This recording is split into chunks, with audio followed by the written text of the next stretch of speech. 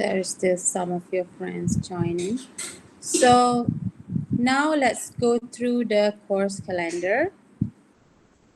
So we will have 2 quizzes, and each quizzes will contribute 5% to your total carry marks. And then we will have 2 assignments, and each assignment will contribute 15% to your total carry marks.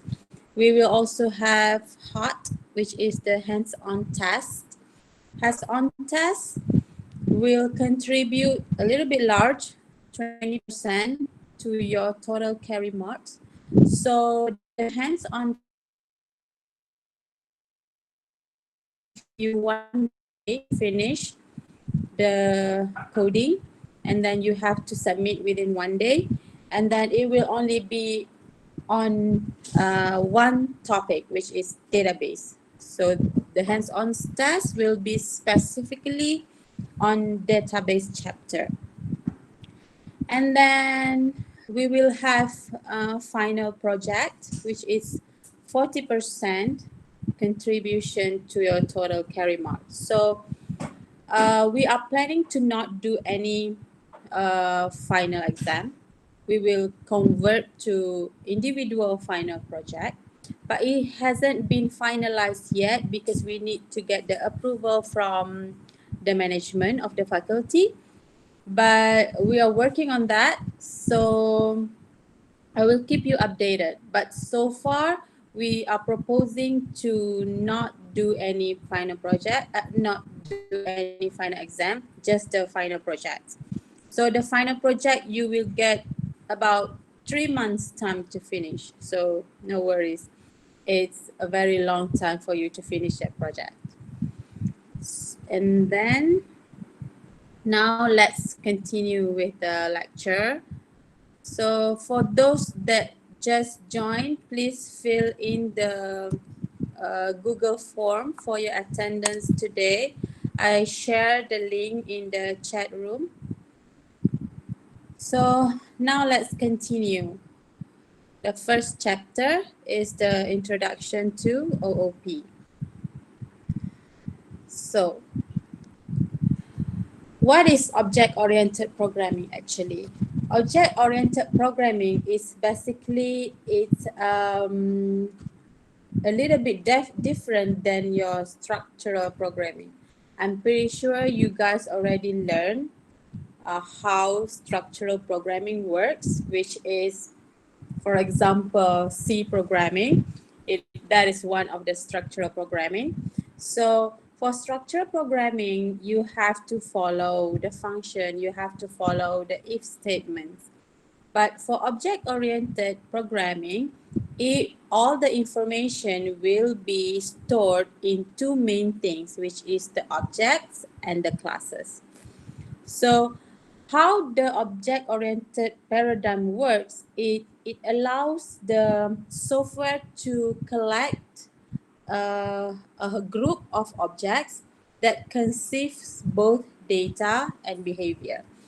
So each object will have data and behavior information. So for example, if you try to create a car, right? So you create an object named as car, and then all the information, all details about the car will be included under the objects.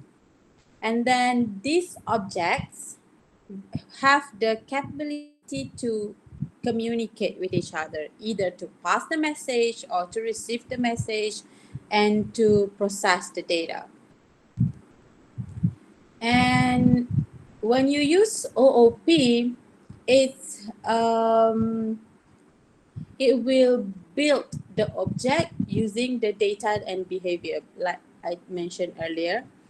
So the software is divided into number of small units called objects. Yes. And then all the information, all the data will build around these objects.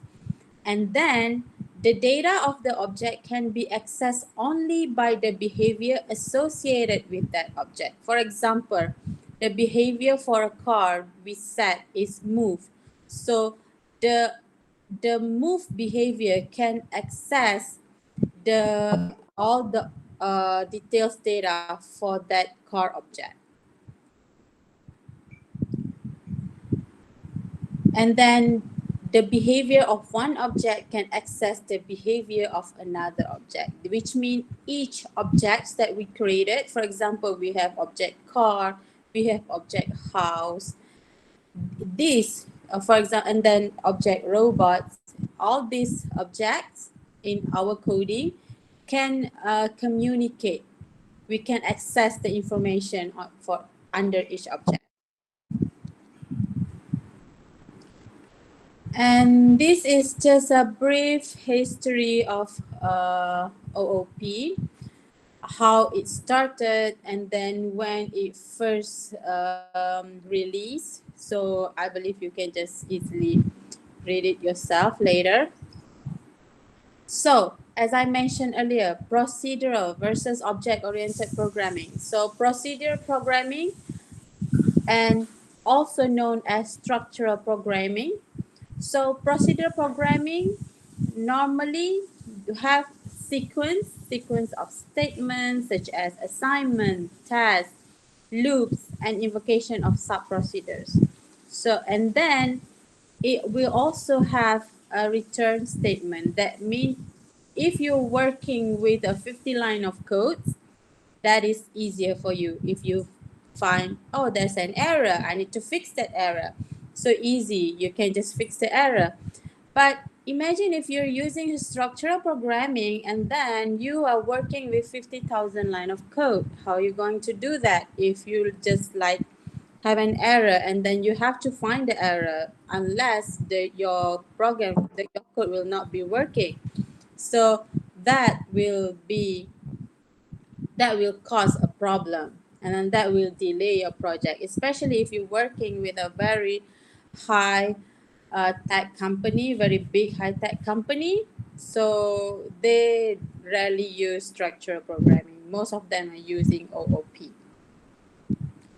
So that is why we are learning how to use OOP.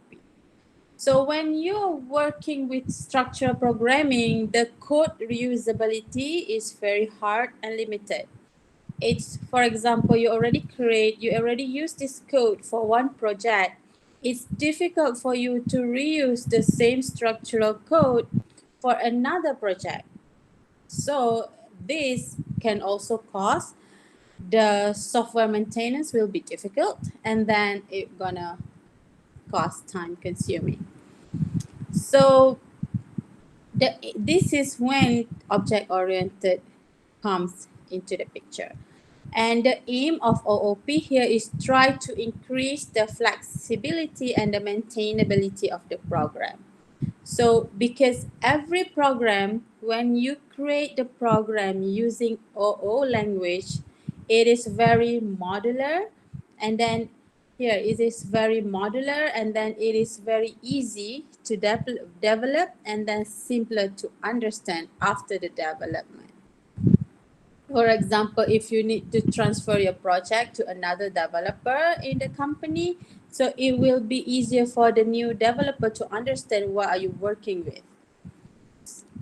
And then the OOP fundamental, you need to understand two things for the beginning, the class and the objects. So basically class is a template that defines the objects. And then the class defines the object data that can be attributes or properties. And then the object behavior that can be methods or functions. And multiple objects or instances of a class can be created from a single class. So that means cars can be created from a single class car. And all the information about car will be included under the car class. So class is basically a template, a blueprints a plan when we define the objects. And it also describes the characteristic of the object. So when you, for example, you will have the example later, but let me just tell you right now. So if you trying to create a program for a car model, so what you will need all the information, all the behavior of the object car will be included in one big block of class.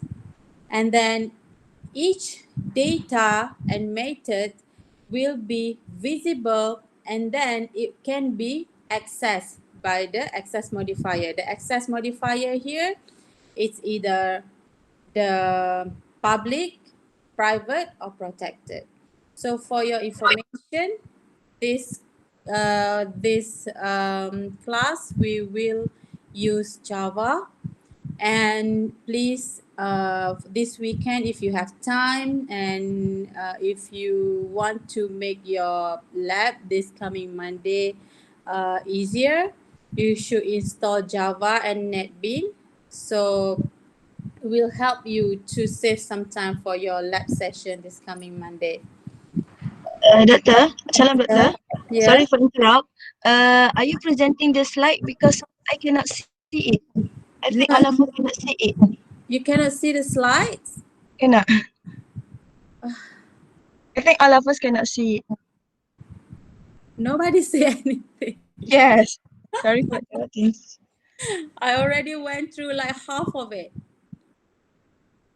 Can you see now? Yes, doctor. So did you guys see when I shared the course calendar earlier? No? No. Oh, okay, sorry. No. So let's just continue, okay? Sorry for the technical issue. So now we're going to talk about the OOP fundamental, the second one, which is object. And object, what we call object is the instances of a class or the realization of the class. And each object, it can communicate with other object using messages. So each object, they can pass message, they can receive message. And for example here, car proton. We create an object called as car proton. So here the example, how class versus object. So class is all the blueprints, the templates about the car, the size of the car, the color of the car, and then when object is the behavior of the car move, the car spin, the car stop. And the second example is house. So what is the class for the house? Is the detailed information about the house, which is the blueprints of the house, the plan, the square feet size of the house. And then the object of the house is like how the house is built. And then you can also include, for example, the house is a bungalow, or the house is a semi-D, or the terrace house. So for example here, this is one simple example for the class and for object using Java programming. So for class here, how we define the model of the car and the CC of the car, all the information in the public car. And for the object, when we define the object for car, for example, we call as car app. So we put the behavior of the car here, car proton and car Nissan, and then proton dot move, which means that's the behavior that we define for this car, which is move. So in OOP, we have four main principles. Okay, you have to carefully understand these four principles because I might ask in quizzes maybe. So we have four main principles, which is inheritance, abstractions, encapsulations, and polymorphisms. First, what is inheritance? So inheritance, the main thing of OO programming, we want to reuse the written code. We want to keep using it. So the rate of reusability is very high when you use OO. And then what? And then there will be a inherited class such as base class and derived class, or the base is the parent and derived the child class. Wait. So derived, the child will inherit all informations from the parent class, and then it can use all the methods that have been defined in the parent class. So that is why the code will be easily reusable. And then the second principle is encapsulation. What is encapsulation? When encapsulation here is we are trying to hide the unnecessary details. So we don't want our code to be so messy and everything is right there. We don't want a messy code. So we want to hide the unnecessary details. So how are we going to do this? We will have a getter and a setter, where the getter will retrieve the attributes, and then the setter is for method changes.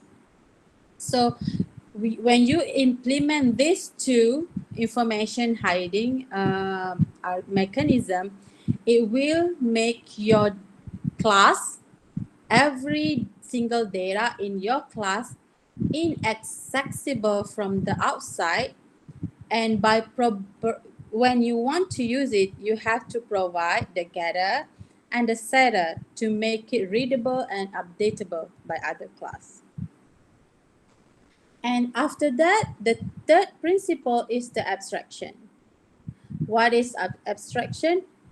We want to hide all about relevant information by showing only essential characteristic. We're not going to show everything, but we're just going to show essential characteristic, a simple thing that make it efficient for the user and less complex.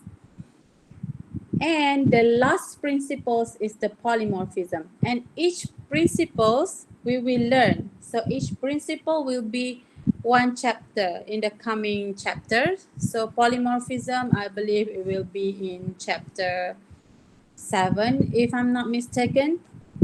So each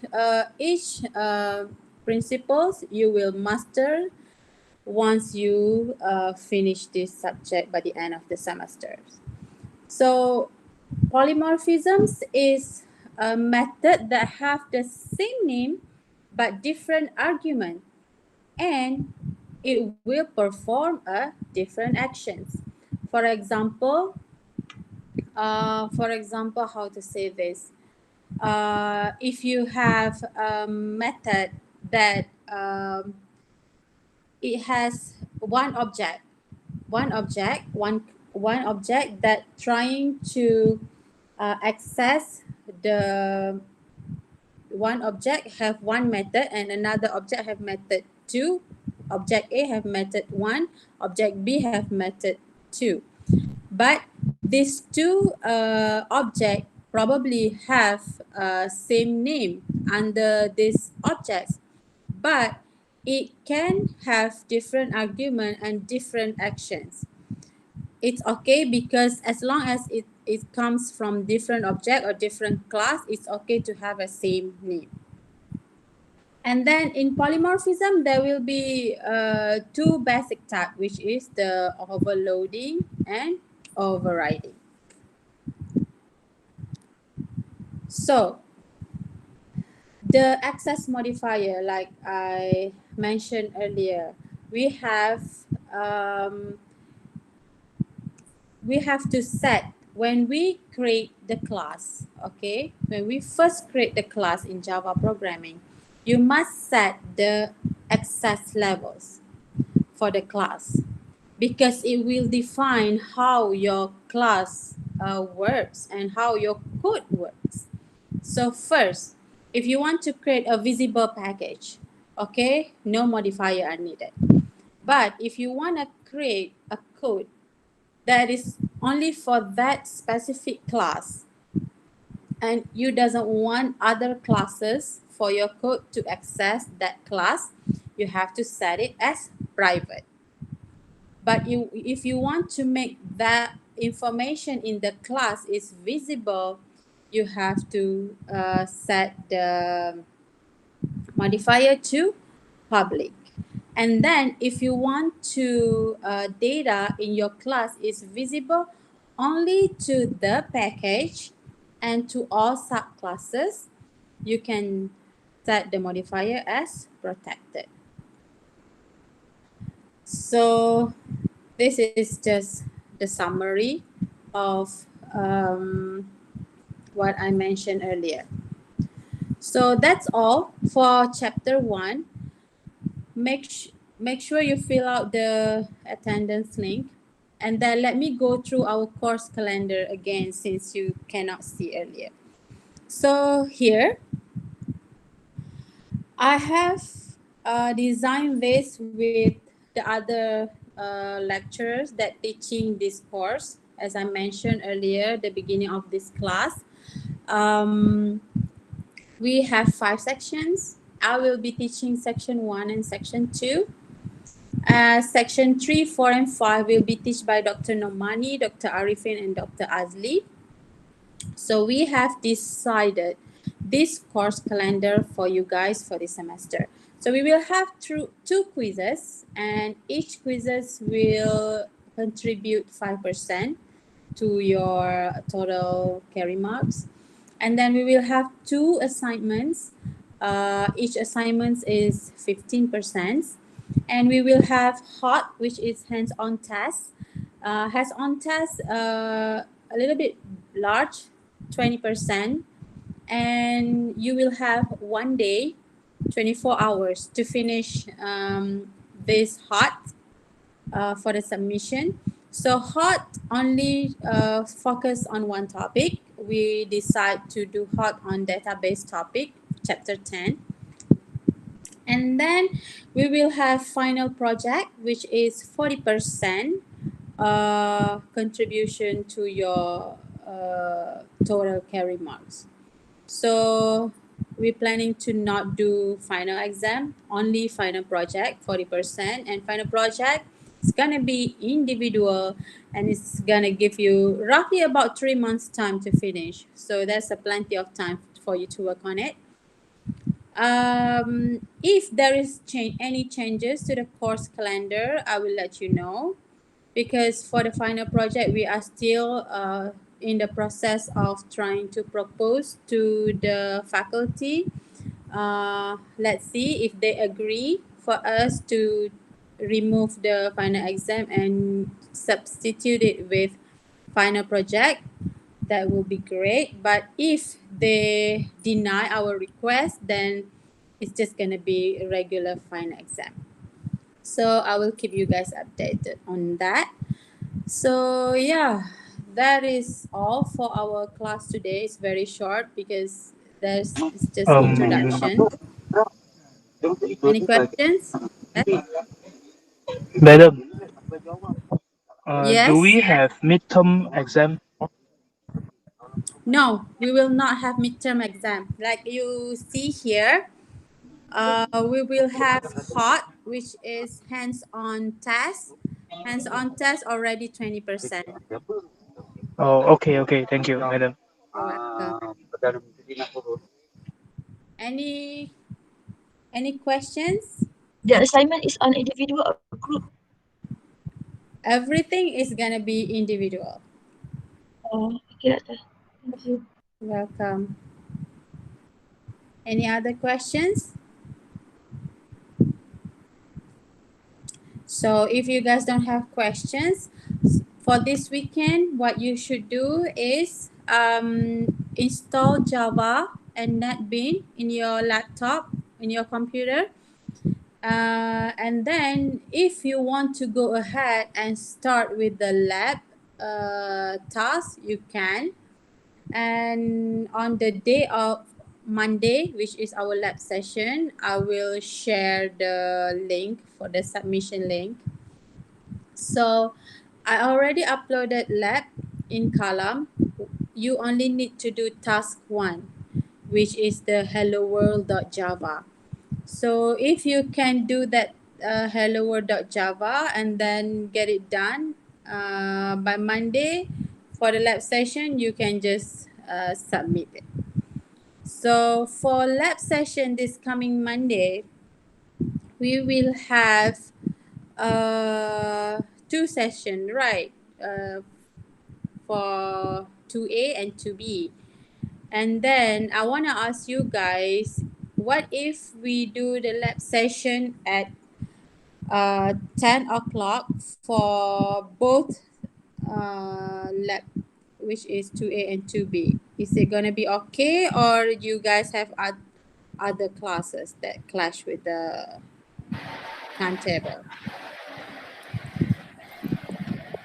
Okay, Okay, some madam. of Madam. you, Okay je. okay, some of you have other class. Okay. How about at 8?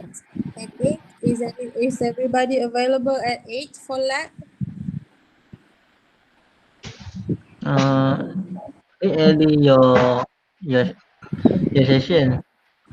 8 o'clock is your session lab, madam, on Monday. Yeah, but it's divided into session 2A and 2B. Okay. Trying to combine you guys, since we're doing online, we don't have to do it like 2 times. So I'm trying to just combine all of you guys in one session. Oh, okay. So if that's the case, like for section 1, we can just combine everybody in one section. So for you guys then, every whoever have session on 8 o'clock can come at 8 o'clock, and then whoever have session at 10, we will go at 10. But I will update you if anything changes, okay? But for now, just go through the lab if you can. It's easy lab. And then if you have any problem during the lab session on Monday, we can talk about it. No, Warda, we cannot combine because some of your friends also have class. So we just go with the original schedules.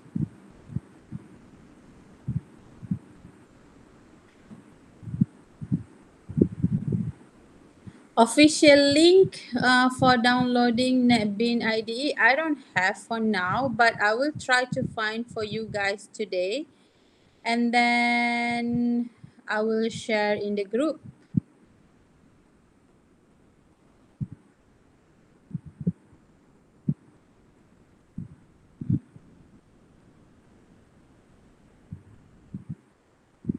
Okay, any other questions?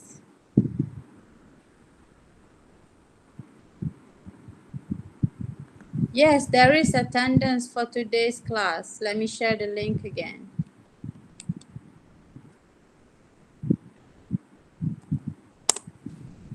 There, I just shared the link for today's class.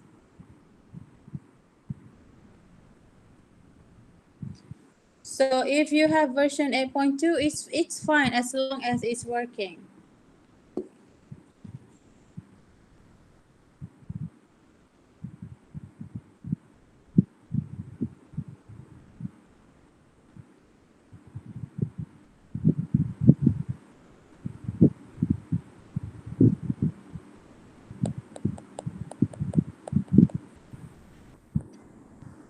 Madam, Yeah. dalam kalam, Mm-hmm. tengok dia punya subjek yang saya lepas punya lagi. Subjek yang lepas punya lagi, maksudnya? Dia tak keluar yang SEM ni punya subjek lagi. Oh, tak keluar lagi all the courses yang you ambil semester ni? Cuba tekan dekat my course. Sebab saya ada adu dekat Bukan tekan. TMK. Aha. Kiranya dia orang kata tak sign lagi yang SEM ni punya database. Database punya dia tak sign lagi dengan GMT punya database. Tapi kenapa student saya yang section 1 semalam dia orang boleh access? Tak tahulah. Dekat mana macam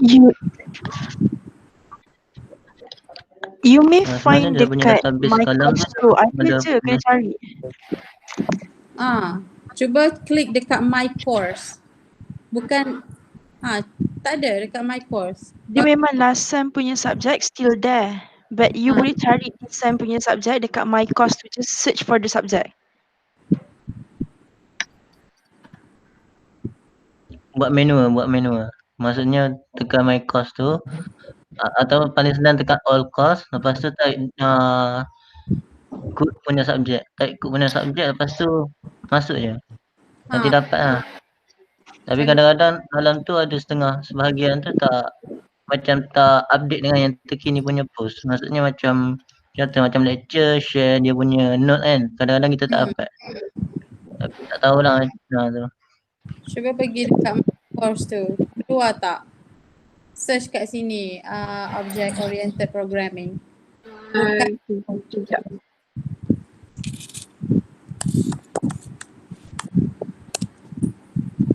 Tak keluar.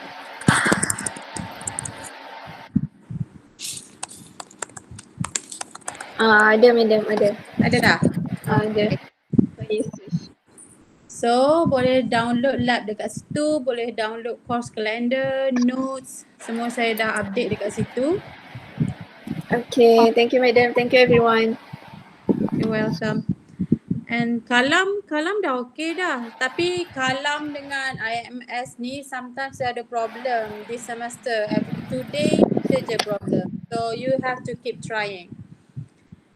And then apa lagi nak cakap? Oh, saya ada share 2 video dekat kalam tu. Please watch to give you basic knowledge pasal OOP. So, any other question? Madam, Mm-hmm. do we have quiz 1 on next week? Quiz 1 is gonna be a basic information about chapter 1. So I'm planning to do it by next week. So I might do it on Friday next week. Not during the lab session on Monday. I might do it on the lecture session on Friday. So you will have 1 week to study for quiz 1. Okay? Okay, madam. Okay.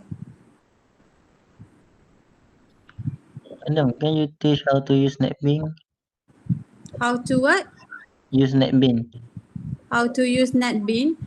Ah. I cannot show you right here because I'm using a different computer, but I can show you on the lab session on Monday. But it's for the lab 1, task 1 is very easy. You just need to type the code in a notepad or text pad. Any text editor you have, for example, Notepad++ or TextPad or regular notepad, you can type the code that already given, the hello world code, and then save hello world.java, and then you buka you punya CMD, common prompt. Okay, you buka you punya common prompt, panggil code tu daripada situ and see if it works or not. Basically lab 1 tu je.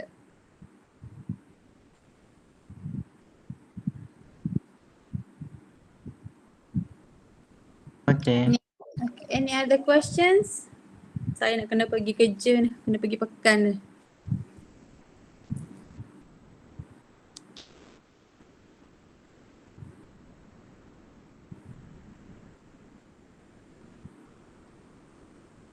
Okay, if there's no questions, make sure you download Java and NetBeans this weekend. And then study a little bit for quiz 1 next week. And that's all. Okay, Doctor. Okay. Thank you. Bye. Thank you, Madam. Thank you, Yeah. Doctor. Thank you, madam. Thank you, madam. Welcome. Thank you, Doctor.